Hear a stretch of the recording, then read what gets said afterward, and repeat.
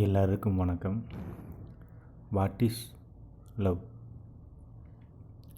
இந்த காதல் புனிதமானது, காதல் ரொம்ப இதானது அதானதுன்னு கிஞ்சியாக பேச வரலைங்க. என்னை பொறுத்த வரைக்கும் காதல்னா நம்பிக்கை கலந்த அன்பு தான் காதல். நம்பிக்கை கலந்த அன்பு தான் காதல் என்னை பொறுத்த வரைக்கும்.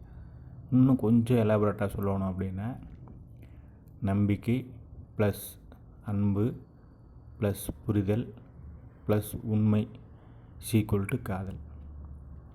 இதுதாங்க காதல். இதுக்கு வயசு வரம்பு இருக்குதான்னு கேட்டால் கண்டிப்பாக வயசு வரம்பு இருக்குது. இந்த சினிமா படத்தில் காமிக்கிற மாதிரி, நான் 4ஆம் கிளாஸ்லேயே ஒரு பிள்ளையை பார்த்தேன். எல்லாம் கோ எஜுகேஷனில் படிச்சுட்டு இருக்கிறப்ப அந்த பிள்ளையை பார்த்தோன்னே எனக்கு பிடிச்சி போச்சு. அதுக்கப்புறம் நான் காலேஜ் போகிறப்ப ப்ரப்போஸ் பண்ணேன் அப்படிங்கிறது. அது பையனாகட்டும் பொண்ணாகட்டும், அவனோட ஆக்டிவேஷன் பிடிச்சிருந்தது. அவன் நல்லா விளையாடுவான், அவன் அப்பா பார்த்து பயந்துக்குவான். இல்லை அது ஏதோ ஒரு காரணத்தை, முக்கியமான காரணத்தை சொல்லி அந்த வயசில் வர லவ், அது மிகப்பெரிய தவறான லவ். அது லவ்வே கிடையாது. முதல்ல அது தவறான லவ். உண்மையான ஒரு வயசில் வர்றது 21 வயசுக்கு மேலே தான் ஒரு மனிதன், ஒரு இயற்கையாக மனிதன் வர்றான். அது இறைவன் படைப்புன்னு சொன்னாலும் சரி, இயற்கைன்னு சொன்னாலும் சரி, கடவுளோ காலமோ, சரிங்களா? அது மாதிரி இயற்கையாக இருந்தாலும் நம்பினாலும், இயற்கையின் மனிதன் பிறப்பு இயற்கை நம்பினாலும் சரி, இறைவன் நம்பினாலும் சரி, அவங்களுக்கு கொடுக்குற இயல்பானது பார்த்திங்கன்னா 21 வயசுக்கு மேலே தான் நார்மல் இதாகிறாங்க. அதாவது ஒரு சுயமான முடிவு, தெளிவான முடிவு எடுக்கிற அளவுக்கு அவங்க மூளையும் மனசும் எண்ணமும் சரியாக இருக்குது. 21 வயசு வரைக்கும் குடும்பத்தோட அம்மா அப்பா இருக்கிறாங்கன்னா, அம்மா அப்பா கையில் அதுக்குள்ளே அவங்களோட கட்டுப்பாட்டில் வளர்ந்து நல்ல எண்ணங்களையும் நல்ல அறிவுகளையும் கற்றுக்கிட்டு சரியாக படித்து நல்ல வாழ்க்கை வாழ்ந்துட்டுருக்கிறப்ப, அந்த 21 வயசு வர்றப்போ நல்ல வாழ்க்கைங்கிறது தண்ணி போட்டு இந்த பசங்க கூட கிறுக்குத்தனமாக சுற்றிட்டு இருக்கிறது இல்லை. வண்டி எடுத்துகிட்டு வீலிங் பண்ணுறது, வீரம் காமிக்கிறது, உடம்பை ஃபிட்டாக வச்சுக்கிறது இல்லை. நம்மளுடைய குணம், செயல், மெயின் குணம், செயல், ஒழுக்கம், இந்த 3 தான். அது ஆணோ பெண்ணோ, குணம், செயல், ஒழுக்கம், இந்த 3 இருக்கணும். அப்போ நல்ல எண்ணங்கள் வர செய்யும். 21 வயசுக்கு மேலே மூளை சரியான பாதையை நோக்கி போக, அப்போ ஒரு பொண்ணை பார்க்குற லவ் பண்ணுறோம், ஒரு ஆணை பார்க்குற லவ் பண்ணுறோம் அப்படின்னா அது சரியான காதலாக இருக்குமே தவிர, போக போக காதலாக அது வருடங்கள் கடந்து மலர்ந்து ஒன்று சேர்ந்து வாழ வைக்கும். அதுதான் உண்மையான காதலாக இருக்கும்னு நான் நம்புகிறேன். அதுக்கு மேலே பார்த்தோன்னே வருது அப்படிங்கிறது, அது அழகை பார்த்து வர்றதுங்க. இந்த சினிமாவில் சொல்கிற மாதிரி, பெரியவங்களாம் சொல்கிற மாதிரி குணத்தை பார்த்து தான் காதல் வரணும், அதெல்லாம் இப்போதைக்கெல்லாம் இல்லைங்க. முதல்லையும் இல்லைங்க. நான் ஒரு பேசிக்கே சொல்கிறேன். இது யாரையும் மனசை காயப்படுத்துறதுக்காக இல்லை, ஒரு எக்ஸாம்பிளுக்காக எடுத்துக்காட்டு சொன்னால் புரியுமா அப்படிங்கிறதுக்காக சொல்கிறேன். ஒரு ஊனமுற்றவங்க இருக்கிறாங்க, கையங்கால் வராமையோ இல்லை கை இல்லாமையோ கால் இல்லாமையோ, அது ஆணோ பெண்ணோ இருக்கிறாங்க. அவங்க ரோட்டில் வந்துட்டுருக்குறாங்க. அவங்கள பார்த்து பரிதாபம் வருமா? உங்களுக்கு ஃபஸ்ட் அட்ராக்ஷன்லேயே காதல் வருமா? இப்போ அது ஆணுக்கோ பெண்ணுக்கோ வராது. அவங்கள பார்த்து பரிதாபப்படுற ஆண்கள் இருப்பாங்க. அது ஆண்களாக இருந்தால் பெண்களை பரிதாபப்படுவாங்க, பெண்களாக இருந்தால் ஆண்களை பரிதாபப்படுறக்க எல்லாரும் பரிதாபப்படுவாங்க. அது மேல் ஃபீமேல் வித்தியாசம் இல்லை. யாராக இருந்தாலும் ஊனமுற்றவங்க வந்தாங்கன்னா பரிதாபப்படுவாங்க, முடிஞ்ச உதவி பண்ணுவாங்க, இல்லாட்டி கஷ்டப்படுறாங்கன்னு நினச்சி மனசுக்குள்ளே அவங்களுக்காக வேண்டிக்கிட்டு போவாங்க, அவ்வளோதான். அதே ஒரு அழகான பொண்ணோ ஒரு ஆணோ வரட்டு, ஒரு அழகான பொண்ணு நீட்டாக தலை சீவி பொட்டு பூவெல்லாம் வச்சு அழகான ட்ரெஸ்ஸு போட்டு பர்ஃப்யூமெல்லாம் அடிச்சுட்டு ஒரு பேக் ஒன்று மாட்டிட்டு நீட்டாக, ரொம்ப நீட்டாக வர்றாங்க, மங்களகரமானு சொல்லுவாங்களே அந்த மாதிரி வர்றாங்க. அவங்கள பார்த்து ஆண்களுக்கு ஃபஸ்ட்டு அட்ராக்ஷன்லேயே வருமா வராத லவ்? இவ எனக்கு மனைவியாக கிடைச்சா வரும் அப்படிங்கிறது, அது அந்த ஆண் மனசுக்குள்ளே இந்த எண்ணம் வர்ற ஆண். அதாவது இவளை அந்த பிள்ளையை பார்த்தோன்னா இவளை எப்படியாவது கல்யாணம் பண்ணிக்கணும்னு நினைக்கிறேன். பார்த்தீங்களா, கல்யாணம் பண்ணி குடும்பம் கழிச்சு வாழணும்னு நினைக்கிறவன், அது நல்ல வளர்ப்பு. அதே ஒரு ஆணை பார்த்து, ஒரு ஆண் பேண்ட்டை சட்டை நீட்டாக போட்டிருக்கிறேன், அவன் செப்பல் வரைக்கும் அருமையாக இருக்குது, பர்ஃப்யூம் போட்டிருக்கேன், தலை நீட்டாக சீவிக்கிறேன், நீட்டாக வர்றான், அமைதியாக ஒரு இடத்துல நிற்கிறான், இதெல்லாம் பண்ணுறான், அவனோட நடவடிக்கை பார்க்கத்தோனையுமே அழகாக இருக்கிறானே அப்படின்னு. அதுக்கப்புறம் இதுதான் ஃபஸ்ட்டு அட்ராக்ஷனில் வர லவ். எனக்கு தெரிஞ்சு இந்த லவ்வுமே சிறப்பு இருக்காது. ஆனால் அந்த பொண்ணுக்கு இவன் கூட வாழணும்னு ஆசைப்படணுமே தவிர, இவன் கூட சுற்றணும்னு ஆசைப்படக்கூடாது. அதுதான் நல்ல வளர்ப்பு. அதுக்கு மேலே உண்மையான ரொம்ப சரியான காதல் என்னென்னு கேட்டிங்கன்னா, முதல்ல அவங்களுக்கு புரிஞ்சுக்கிற முயற்சி செய்வானுங்க. கடைசி வரைக்கும் புரிஞ்சிக்க முடியாமையும் கூட போகலாம். அது அது புரிஞ்சிக்க முடியாதுன்னு சில பேர் சொல்கிறாங்க. அது உண்மையா பொய்யாங்கிறத விட புரிஞ்சிக்க முயற்சி செய்யலாமே. அது மேலாக இருக்கட்டும், ஃபீமேலாக இருக்கட்டும். ஒருத்தர் நம்ம லவ் பண்ணுறக்கு ஆரம்பிச்சிட்டோம் அப்படின்னா, அவங்களோட உணர்வுகளை புரிஞ்சுக்கணுங்க, வலிகளை புரிஞ்சுக்கணும். மகிழ்ச்சி கொண்டாடுறதுக்கு உலகமே இருக்கு கூட. ஆனால் வலியுமே அவங்களோட உணர்வுகளையும் புரிஞ்சுக்கிறதுக்கு ரொம்ப நெருங்கின இருக்கிறவங்க மட்டும்தான் முடியும். அவங்க மேலே உண்மையான அன்பு வச்சுக்கிறனால மட்டும்தான் முடியும். அதைத்தான் பண்ணணுங்க. அப்போத்தானுங்க காதல் வருது. அந்த குணத்தை பார்த்து வர்றதுன்னு சொல்கிறாங்கல்ல, அதெல்லாம் வந்து பழகத்தாங்க வரும். அது நெய்பர்ஸ் பக்கத்து வீட்டுக்காரங்க அப்படியே மாதிரி யாராவது இருக்கலாம், இல்லை கொலீக்ஸாக இருக்கலாம், கூட வேலை செய்கிறவங்களா இருக்கலாம். அவங்க கூட பழகுறாங்க. பழக ஒரு நாள், ஒரு மாதம், ஒரு வருஷம் ஆகலாம். அப்போ அவங்களுடைய குணத்தையும் செயலையும் பார்த்து அது ஆணுக்கோ பெண்ணுக்கோ வரத்தான் செய்யும். அது வர்றது அது நியாயமானது. அதுதான் சரியான காதல்னு சொல்கிறாங்க. அதுவும் கரெக்டு தான். ஆனால் ஃபஸ்ட் அட்ராக்ஷனில் வருதுங்கிறது ஒரு சிலருக்கு வந்து நல்ல வளர்ப்பு, குடும்பத்தில் நல்ல வளர்ப்பு, அது ஆணாக இருக்கட்டும் பெண்ணாக இருக்கட்டும், குடும்பத்தில் நல்ல வளர்ப்பாக இருந்ததுன்னா ஃபஸ்ட் அட்ராக்ஷனில் லவ் வந்துடும். ஆனால் அவங்கள தொந்தரவு பண்ண மாட்டாங்க. அவங்கள பார்த்துட்டே இருப்பாங்க, அவங்ககிட்ட பேசணும் எதிர்பார்ப்பாங்க, பேசி பழகி அதுக்கப்புறம் ஒரு நல்ல நாள் பார்த்து லவ்வை சொல்லுவாங்க. ஆனால் சொல்கிறதுமே அவங்கள கல்யாணம் பண்ணி வரவங்கிற எண்ணத்தில் சொல்லுவாங்க. அது ஆணுக்கோ பெண்ணாக இருந்தாலும் சரி. இவங்களை டைம் பாஸுக்கு லவ் பண்ணல, இவன் அழகாக இருக்கிறான் லவ் பண்ணல, இவங்க இந்த ஒரு இடத்துல வேலை செய்கிறோம் அப்படின்னா அந்த இடத்துலையே இவன் மட்டும்தான் அழகாக இருக்கிறான், அதனால் இவனை டைம் பாஸ் கூட்டிகிட்டு இருப்பான். அதான் நம்மளுக்கு கெத்து. இந்த கெத்துக்காக லவ் பண்ணுறதில்ல 2K கிட்ஸ் பண்ணுற வேலைங்க. அதெல்லாம் லவ்வே இல்லைங்க. அதெல்லாம் ஒரு அஃபெக்ஷன், பச்சையாக சொன்ன அரிப்பு, அவ்வளோதான். அசிங்கமாக சொல்கிறேன்னு நினைக்காதீங்க. இப்போ அப்படி தானுங்க போயிட்டுருக்குது. லவ்வுங்கிறதே ஒரு மானங்கட்டத்தனமாக போயிட்டுருக்குது. அது இந்த சினிமா பார்த்து கெட்டு போய் ஒரு பிள்ளையை துரத்தி லவ் பண்ணுறது, பையனுக்காக பொண்ணுங்க சண்டை கட்டிக்கிறது, இதெல்லாம் நல்லாவே இருக்குது. இதுதான் இந்த காதல் இந்த சினிமாவில் சொல்லிக் கொடுக்குறாங்க. இந்த விஜய் டிவி ஷோஸ் எல்லாம் அதுதான் சொல்லித்தராங்க. நீங்கள் யோசிச்சு பாருங்கள். குக்கு வித் கோமாளி அந்த நிகழ்ச்சியில் ஃபஸ்ட்டு சீசன்லேருந்து 5வது சீசன் வரைக்கும் புகழ் கல்யாணம் பண்ணதுக்கு முன்னாடியும் சரி, கல்யாணம் பண்ணதுக்கு அப்புறம் சரி, எந்த பிள்ளை வந்தாலும் சரி 2 பொம்பளைக்கு முன்னாடி சுற்றுவார்.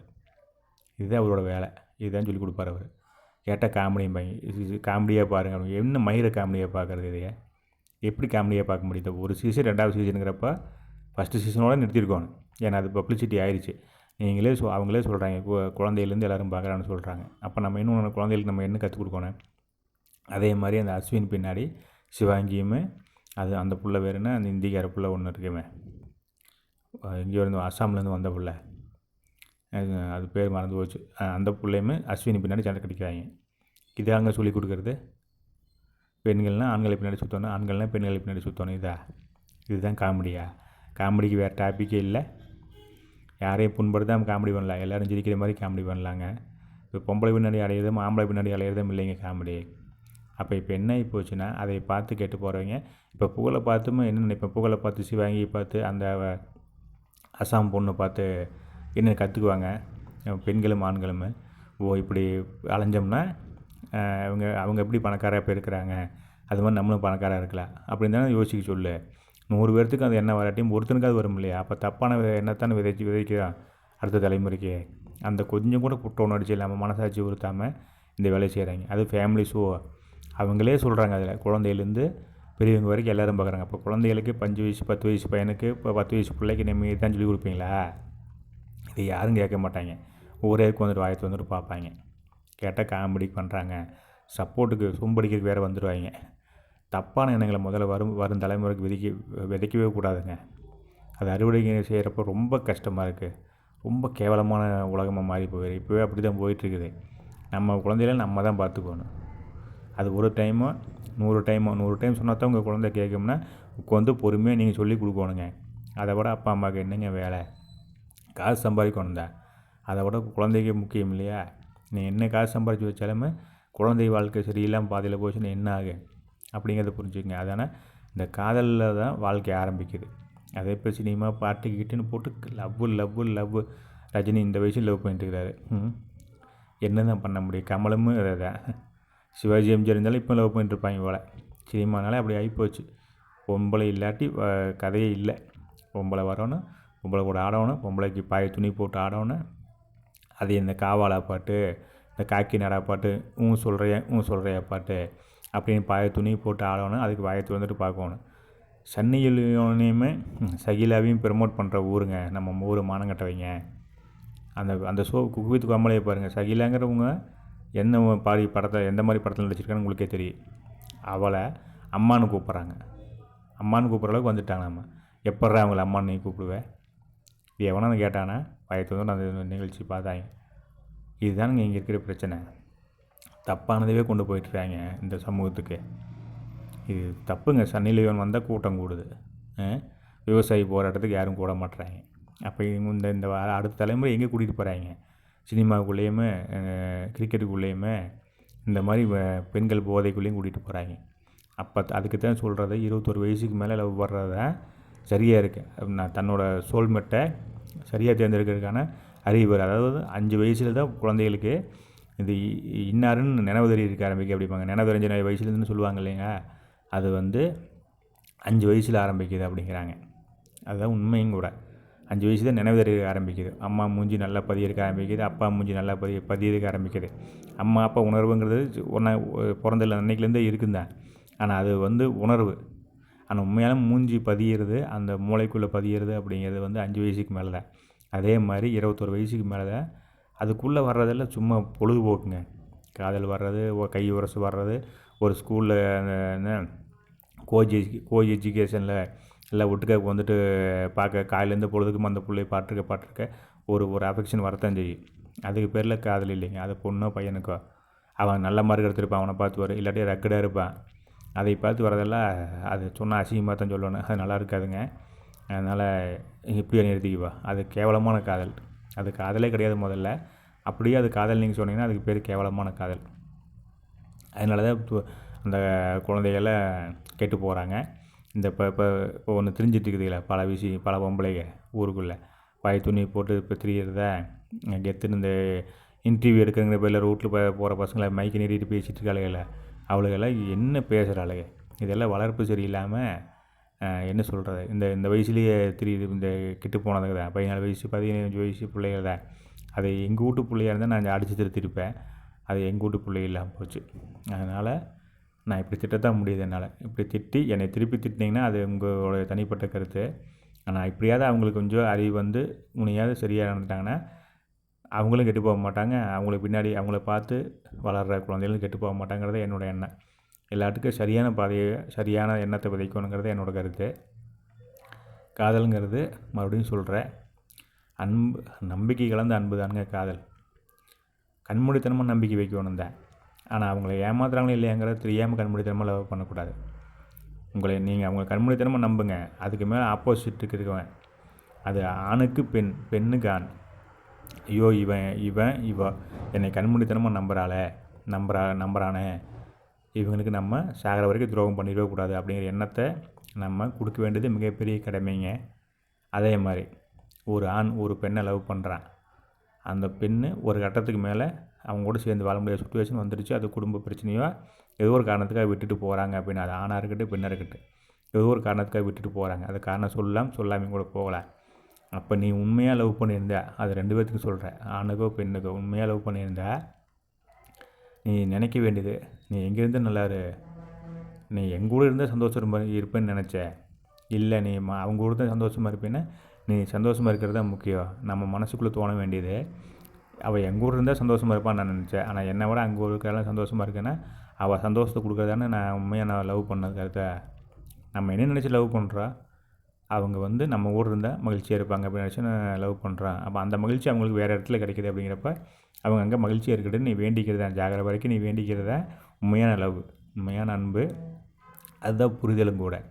அதை விட்டு போட அதை என்னை விட்டு போட்டு போயிட்டாங்க, அது ஆணுக்கோ பெண்ணுக்கோ வச்சு பிளாக்மெயில் பண்ணுறது, இல்லை ஆட்சி தூத்தி இது பண்ணுறது, அவங்க வாழ்க்கையை கெடுக்கிறது, கெட்ட வார்த்தை பேசுகிறது, குடும்பத்தை கேவலமாக பேசுகிறது, அந்த பக்கம் போய் பிள்ளை தப்பாக பேசுகிறது, பையங்களை தப்பாக பேசுகிறது, இதெல்லாம் காதலே கிடையாது. இது வந்து நீ அஃபெக்ஷனில் வந்து பின்னாடி அடிப்புக்கு சுற்றி வைக்கிறேன்னு அர்த்தம். அதை பண்ணிட்டேன்னா அவள் இன்றைக்கி விட்டுட்டு போயிட்டா அப்படின்னா அவள் எங்கே இருந்தாலும் நல்லா இருக்கட்டும்.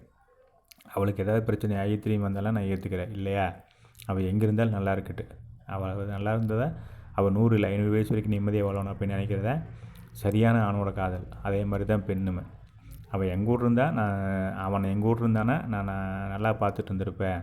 ஆனால் இப்போ என்னை விட அவன் இன்னொருத்தி கூட நிம்மதியாக இருப்பான்னு தோணுச்சுன்னா அவன் நிம்மதியாக இருக்கட்டும், எங்கே இருந்தாலும் அவன் நிம்மதியாக இருக்கட்டும், நல்லா பார்த்துக்குங்க, நீ 500 வயசு வரைக்கும் நல்லா இருக்கும்டா அப்படின்னு சொல்லி கடவுள்கிட்ட வேண்டிக்கிறத சரியான உண்மையான அன்பாக இருக்குமே தவிர, நீ விட்டுப்பட்டு போயிட்டில்ல, நீ என்னை மாதிரி கஷ்டப்படு அப்படின்னு சொல்லி போட்டு அவங்கள தொந்தரவு பண்ணுறதா தொல்லை பண்ணுறதோ இருக்கவே கூடாது. நீ முதல்ல செட்டில் ஆகணும் அப்படிம்பாங்க. செட்டில் ஆனதில் ஒவ்வொருனா 50 வயசில் அங்கே லவ் பண்ண முடியும். செட்டில்னு ஒன்று கிடையவே கிடையாதுங்க. செட்டிலுங்கிறது நம்ம டெட் பாடி தானுங்க செட்டில். வாழ்க்கையில் இந்த வீடு வாங்கினா செட்டில், கார் வாங்கினா செட்டில், 1 லட்சம் ரூபா சம்பளம் வாங்கினா செட்டில், 1 லட்சம் ரூபா சம்பளத்தை பார்த்து லவ் வர்றது இதெல்லாம் இது மொக்கைங்க. செட்டில்னு ஒன்றுமே கிடையாதுங்க. பிறந்த அன்னைக்கு ஆரம்பிக்கிற இப்போ வாழ்க்கை ஓட்டம் இறந்த அன்னைக்கு முடியுது. மூச்சு உடம்புலேருந்து இந்த காற்று வெளியே போகிறோன்னே நிற்கிது. காற்று வெளியே போகிற அன்றைக்கி தான் செட்டில். நிம்மதியாக படுத்து தூங்க போகிறேன். யார் எழுப்பினாலும் எந்திரிக்க போகிறதில்ல, உன்னை வச்சு எரிச்சாலும் எந்திரிக்க போகிறதில்ல நீ. அதுதாங்க செட்டில்டு என்னை பொறுத்த வரைக்கும். செட்டில்டான வாழ்க்கை அப்படின்னா அவன் செத்த போனான் தான் செட்டிலான வாழ்க்கை. அவன் தான் நிம்மதியாக போயிட்டான் அந்த உலகத்தை விட்டு. எந்த தொல்லையும் இல்லாமல், ஜிஎஸ்டி பிரச்சனை இல்லை, பெட்ரோல் விலையை பற்றி பிரச்சனை இல்லை, செல்ஃபோன் ரீசார்ஜ் இல்லை, அரிசி வாங்க தேவையில்லை, எதுக்குமே அவனுக்கு கவலை இல்லை. உலக போர் வந்தாலும் அவனுக்கு கவலை இல்லை, ஆனால் பெண்ணோ யாருக்கும் கவலை இல்லை. அப்போ செட்டிலுங்கிறது உன்னோட இறப்பு தான். அதனால் நீ இடையில செட்டிலெல்லாம் ஒன்றும் கிடையாது. நம்ம 21 வயசுக்கு மேலே ஒரு பொண்ணை லவ் பண்ணு. இல்லையா அவங்க விட்டுட்டு போயிட்டாங்களா, மறுபடியும் கொஞ்ச நாள் வெயிட் பண்ணு. அந்த பொண்ணுக்கிட்ட நம்ம என்ன காரணம் அவங்க விட்டுட்டு போயிட்டே நீ கண்டுபிடி. அது ஆணோ பெண்ணோ நீங்கள் கண்டுபிடிங்க. நீங்கள் கண்டுபிடிச்சிட்டு அதை திருத்துங்க. திருத்தி மறுபடியும் ஒரு வாய்ப்பு கிடைக்குதா, இந்த தப்பு பண்ணாமல், எந்த தப்பும் பண்ணாமல் நல்லபடியாக காதலித்து கல்யாணம் பண்ணுங்கள். கடைசி வரைக்கும் பிரியாமல் இருங்க. அன்பு ப்ளஸ் புரிதல் ப்ளஸ் நம்பிக்கை ப்ளஸ் உண்மை. அதாவது அதை விட இதெல்லாம் சேர்ந்து தான் காதல். இதுக்கு மேலே இன்னொன்று இருக்குங்க. பெண்களுக்கு ஆண்கள் கொடுக்க வேண்டிய மரியாதை, அந்த புரிதல் சொன்னோம் பார்த்தீங்களா, அவங்க உணர்வுகளை புரிஞ்சுக்கணும்னு சொன்னோம் பார்த்தீங்களா, அதுக்கு மிக முக்கியமான பாயிண்ட். அதுவும் பெண்களுக்கு இருக்கிற மாதம் வர பிரச்சனை இருக்குது. மனவலியை விட்டுருங்க, அது டெய்லியும் இருக்கல. உடல் ரீதியாக வர்ற பிரச்சனைகள், அது உடம்பு சரியாக இருக்கட்டு, தலைவலியோ கை கால் வலியோ, இல்லை இந்த மாதம் அவங்களுக்கு வர்ற பிரச்சனை இருக்கட்டு, அது பிரச்சனை சொல்ல முடியாது, அது இயற்கை. அது இருக்கட்டு. அது அந்த டைமில் ஒரு ஆண் அவங்கள பார்த்துக்கிறாங்க பார்த்தீங்களா, கரிசனையாக அக்கறையாக பக்கத்தில் இருந்து அவங்களுக்கு எவ்வளோ சிரமமாக இருக்குன்னு அதை புரிஞ்சுக்கிட்டு அவங்க வீட்டுக்கு அன்பு அன்பு காமிக்கிறாங்க பார்த்தீங்களா, அந்த ஆணை அந்த பெண் கடைசி வரைக்கும் விட்டுட்டு போகணும்னு நினைக்கவே மாட்டேன். அதே மாதிரி அவங்க உணர்வுகளை புரிஞ்சுக்குங்க. பொண்டாட்டி வந்தாலே தொல்லான்னு சொல்லிட்டு ஈஸியாக காமெடி பேசுவாங்க. ஆனால் பொண்டாட்டி இல்லாமல் இருக்க முடியாது ஆண்களால். அந்த டைம்னு இல்லை, எந்த டைமும் அவங்களுக்கு ஒரு கஷ்டம் ஒரு வழினா நம்மக்கிட்ட நிற்கிற அளவுக்கு நம்ம அன்பை காமிக்கணும். அவங்ககிட்ட புரிஞ்சுக்கணும். முதல்ல அவங்கள புரிஞ்சுக்கணுங்க. புரிஞ்சுக்கிறதுக்கு முயற்சியாக செய்யணுங்க. கடைசி வரைக்கும் முழுசாக புரிஞ்சிக்க முடியுமான்னு தெரியாது. ஆனால் புரிஞ்சுக்கிறதுக்கு முயற்சி செஞ்சுட்டு இருக்கலாம்ல, அதில் ஒன்றும் தப்பு இல்லை. அதில் யார் மேலேயும் தப்பு இல்லை. அதனால் தயவு செஞ்சு புரிஞ்சுக்கிற முயற்சி செய்யுங்க. அது ஆணாக இருக்கட்டும் பெண்ணுக்கு, பெண்ணாக இருக்கட்டும் ஆண்கிட்டையும். ஆண்களும் வெளியில் போய் சுற்றிட்டு வருவாங்க. பெண்கள் வந்தோடனே உடனே எனக்கு அது இல்லை இது இல்லை, எங்கள் அம்மா அப்படி சொல்லிச்சுன்னு சொல்லாமல் முதல்ல அவரோட மனநிலை எப்படி இருக்குன்னு கண்டுபிடிங்க. அப்புறம் என்ன நீங்கள் குடும்பம் நடத்துகிறீங்க. உள்ளே வந்தோடனே எனக்கு அது பிரச்சனை, எனக்கு அப்படி நடந்து வச்சு, பக்கத்து ஊரில் சண்டை, அது சண்டை ஆகி போச்சு, இதுக்கு காசு இல்லை அதுக்கு காசு இல்லை, நான் வேலைக்கு போயிருந்தேன் அப்படியே இருப்பேன் எங்கள் குடும்பம் பார்த்துலாம் அப்படி இருந்தேன், இந்த மாதிரிலாம் சொல்லாதீங்க. முதல்ல அவரோட மனநிலை எப்படி இருக்குது, மகிழ்ச்சியாக இருக்காரு. ஏன்னா வெளியிலேருந்து வரவங்க எத்தனையோ டென்ஷனில் வருவாங்க. வர்றவங்ககிட்ட கொஞ்சம் பொறுமையாக முதல்ல அவங்கள என்ன நிலைமையில இருக்கான்னு கண்டுபிடிச்சிட்டு எப்போ எதையை சொல்லணுமோ அதை சொல்லுங்கள். கண்டிப்பாக ஆண்கள் கேட்பாங்க. அதே மாதிரி பெண்கள் கஷ்டப்படுறப்ப கூட இருந்து ஆண்கள் கவனிங்க. கண்டிப்பாக உங்கள் பேச்சையும் அவங்க கேட்பாங்க. இவ்வளோதாங்க வாழ்க்கை. அதுக்கு மேலே லவ்வுங்கிறது நம்பிக்கை கலந்த அன்புங்க. அதுதான் உண்மையான காதல். கொஞ்சம் எலாபரேட்டாக சொல்லணும்னா அன்பு ப்ளஸ் நம்பிக்கை ப்ளஸ் புரிதல் ப்ளஸ் உண்மை = காதல். இந்த காதல் 21 வயசுக்கு மேலே, அது ஆணுக்கோ பெண்ணுக்கோ 20 வயசு 21 வயசுக்கு மேலே வந்தது அப்படின்னா அவங்களுடைய மெச்சூரிட்டி லெவல் அதிகமாக இருக்கிறப்ப அவங்க மூளையும் எண்ணமும் மனசும் ஒரே நிலையில் போகிற வாய்ப்பு இருக்குது. 7 வயசு இல்லைங்களா, சரியான பாதையில் போகிறக்கு வாய்ப்பு இருக்குது. 21 வயசு வரைக்கும் ஒரு நல்ல வழியில் போயிட்டாங்க அப்படின்னா, அது ஆணோ பெண்ணோ நல்ல வழியில் போயிட்டாங்கன்னா அவங்கள சாகிற வரைக்கும் மாற்ற முடியாது. அந்த வழியை விட்டு வேறு வழியை மாற்ற முடியாது. அது பழக்கமாயிருச்சு. அதனால் அதுக்கப்புறம் அவங்க சரியான துணையை தேர்ந்தெடுப்பாங்க. அவங்க வாழ்க்கை கடைசி வரைக்கும் புரிதலாலும் அன்பாலையும் சூழ்ந்து நின்று நிம்மதியாக இருக்கும். இதுதான் உண்மையான காதலாக இருக்குதுன்னு நான் நம்புகிறேன். இது உண்மையான காதலும் கூட. முடிஞ்ச வரைக்கும் எல்லோரும் லவ் பண்ணுங்கள், உண்மையாக லவ் பண்ணுங்கள், நம்பிக்கையாக இருங்க, பாசமாக இருங்க. விட்டுட்டு போயிட்டாங்கன்னா 2 நாள் ஃபீல் பண்ணிவிட்டு அடுத்த வேலையை பாருங்கள். உயிர் விடுறது பெரிய கோலத்தனம்னு சொல்லுவாங்க. ஆனால் அது வீரம் தான். ஆனால் அந்த வீரத்தை யாரும் செய்யணுங்கிற அவசியம் இல்லை. நாட்டுக்காக, மக்களை இன்னொரு உயிர் காப்பாற்றுறதுக்காக நம்ம உயிர் விடுறதுங்கிறது வீரம். யாரோ ஒருத்தர் விட்டுட்டு போயிட்டாங்கன்னு உயிர் விடுறது அது வீரன்னு சொல்ல முடியாது. ஆனால் அது வீர செயல் மாதிரி தான். ஏன்னா ஒருத்தன் இந்த உலகத்தை விட்டு போகிறதுக்கு தைரியம் எடுத்துக்கிட்டாங்க அப்படின்னால அது வீர மாதிரி தான் கணக்கில் வரும். ஆனால் அது சரியான வீரமாக இருக்காது. ஒரு உயிரை காப்பாற்றுறதுக்காக உயிர் விட்டால் அது நியாயமாக இருக்கும். இல்லை ஒரு நாட்டை காப்பாற்றுறதுக்காகவோ ஒரு இனத்துக்காகவோ போராடி உயிர் விடுறதுங்கிறது மிகப்பெரிய வேலை தான். அதுக்கு வாழ்த்துக்களும் பாராட்டுகளும் தான். உயிருக்கு விலை மதிப்பு இல்லைங்க. அதனால் அவ்வளோ சீக்கிரம் யாரையும் உயிரை விடாதீங்க. அவ்வளோ சீக்கிரம் யாரையும் உண்மையாக லவ் பண்ணிங்கன்னா கை விட்றாதீங்க. இதை ஒரு சின்ன சண்டைக்காக விட்றாதீங்க. எல்லோரும் உண்மையாக லவ் பண்ணுங்கள், அன்பாக இருங்க, உண்மையாக இருங்க. முதல்ல உண்மையாக நேர்மையாக இருங்க. கடைசிக்கு உங்கள் மனசாட்சிக்கு அது உண்மையாக நேர்மையாக இருங்க. விட்டுட்டு போகிற மாதிரி இருந்ததுன்னா நேரடியாக நின்று சொல்லி உண்மையை சொல்லி விட்டுட்டு போங்க. பெண்கள் இந்த ரெக்கடு பாய் பின்னாடி தயவு செஞ்சு போகாதீங்க. ஆண்கள் நீங்கள் 10 பேர்த்த அடித்தாத்த வீரங்கிற மாதிரி சுற்றாதீங்க. 21 வயசுக்கு மேலே லவ் பண்ண காயமைங்க. நிம்மதியாக இருக்கும். நல்ல பொண்ணு கிடைப்பாங்க. நல்ல உங்கள் லட்சியத்தில் அவங்க கூட நின்று ஜெயிக்க வைப்பாங்க. நல்ல பொண்ணுக்கு நல்ல ஆணும் கிடைப்பாங்க. 21 வயசுக்கு மேலே நீங்கள் லவ் பண்ணுற ஆரம்பிச்சுன்னா கிடைப்பாங்க. உங்கள் லட்சியத்துக்கு உங்கள் கூட நின்று உங்களை ஜெயிக்க வைப்பாங்க. அப்படிங்கிறது என்னோடய கருத்து. இதை ஃபாலோ பண்ணி நான் சொல்ல யோசிச்சு பாருங்கள். யோசிச்சு பார்த்து உங்களுக்கு சரியாக இருந்தால் எடுத்துக்கிட்டு ஃபாலோ பண்ணுங்கள். தப்பாக இருந்தால் கமெண்டில் உங்களுடைய கருத்தை சொல்லுங்கள். எல்லா இடத்துக்கும் ரொம்ப நன்றி. எல்லா இடத்துக்கும் நல்ல எண்ணங்களே விதைப்போம். எல்லோரும் நல்லா இருக்கட்டும். எல்லாருக்கும் நல்ல எண்ணங்களே விதைப்போம். வாழ்க நலமுடன். எல்லாருக்கும் நல்ல எண்ணங்களே விதைப்போம். நன்றி, வணக்கம். உலகம் சமநிலை பெற வேண்டும்.